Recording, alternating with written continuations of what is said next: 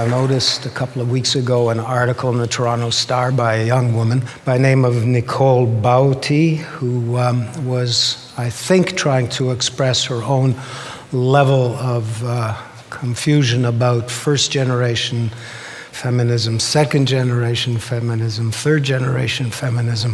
What does it all mean? So I've invited her to come here, join us on stage, and try and give us a clue. This is Nicole Baute. Thank you so much.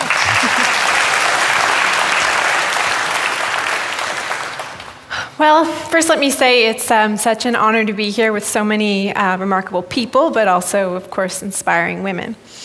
In response to the last pod, I just wanted to say that, I think my generation of feminists, according to what Moses said, we don't see ourselves in opposition to men. It's definitely a very different thing. And I think that we can be very concerned about men in education and men in terms of the chemicals and how they're affecting their sperm count, which is, of course, a problem for everybody.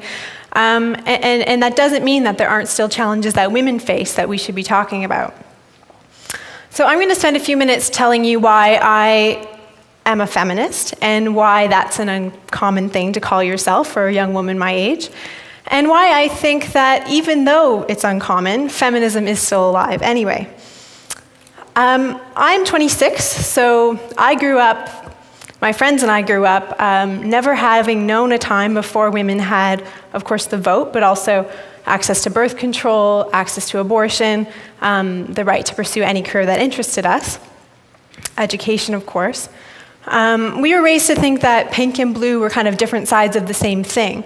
Or maybe that things were kind of blurring into some shade of purple, which now I'm thinking might be the plastics, but we could do anything that the boys could do, right? Equality was assumed.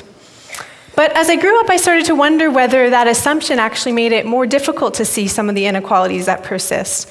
And some of the new ones, frankly, that have cropped up, some even because of or related to gains made by the women's movement. So I started talking to young women, and I found that what they had to say was both empowering and a little bit disconcerting. When I was a high school student, when I was just starting to sort of think about these things, at some point I started to kind of keep track of lost time. Time that my mother lost, for example, when she was cleaning up the kitchen alone after dinner. Time that I lost when I was standing in front of the mirror trying to be pretty. And time I lost being, frankly, very frustrated with myself for caring at all.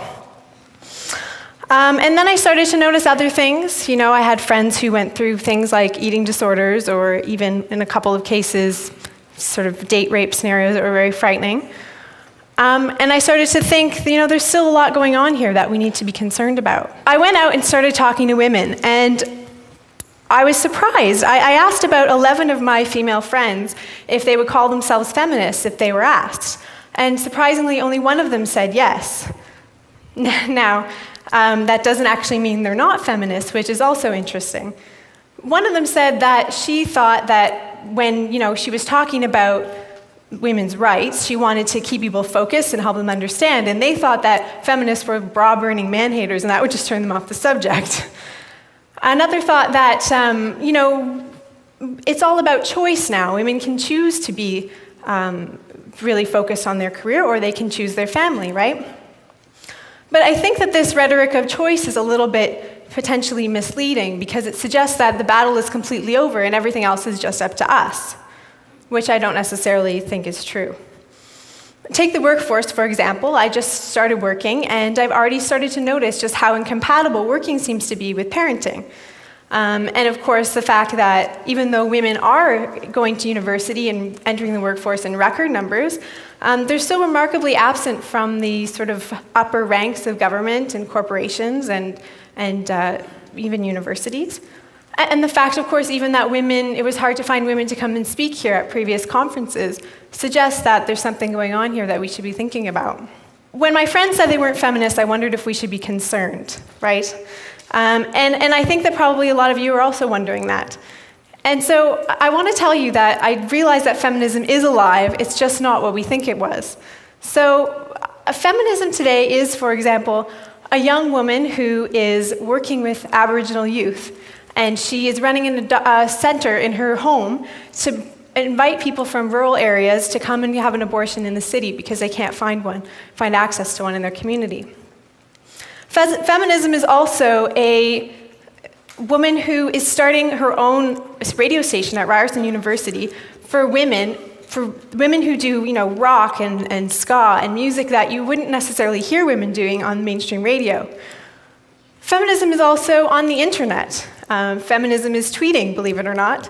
Feminism is an anonymous tweeter that goes by the name Feminist Hulk, which just came out about a month ago, and he has 1,500 followers, and he tweets in all capital letters in sort of rudimentary English that he's trying to smash patriarchy, and he's very sweet and says it's very difficult. Feminism is all of these things now. And what about my friends? Are my friends feminists? Well, I think that they don't need to use the title anymore, and they have some of this knowledge that has been passed down from generations that is still in them, and it's kind of seeping through them and into the world, and it's affecting how they see things. Feminism is also, of course, in women and gender studies classes, which I know some people here aren't really a fan of, but I think that maybe they're not what you think they are either, because women and gender studies aren't just about women, and they're about men, they're about sexuality, they're about things like race and class, and how all of these different things work together to, put people at a disadvantage and what we can do about that.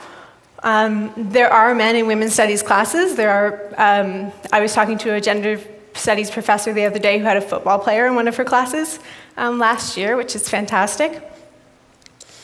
And I think that when these young people are exposed to these ideas, I should add, there's also a women's studies class coming to high schools in Ontario, starting in September 2011. So even younger children are being introduced to some of these ideas of, what is equality and what is sexism and what do we have to do still. And so when these people start to think about these things and they grow up and they become teachers or they become social workers or doctors or maybe football players, they take all of this stuff with them, and it's affecting how they see things, how they see the world. And that's the case with my friends as well. So I would say to all of you second-wave feminists who might be concerned that feminism isn't alive today, but we aren't quite finished yet, that it's just not what you think it is. It's a little bit quieter. It sometimes can be a little misguided. It's online, but it's still there and it's still going. Thank you. Thank you, Nicole.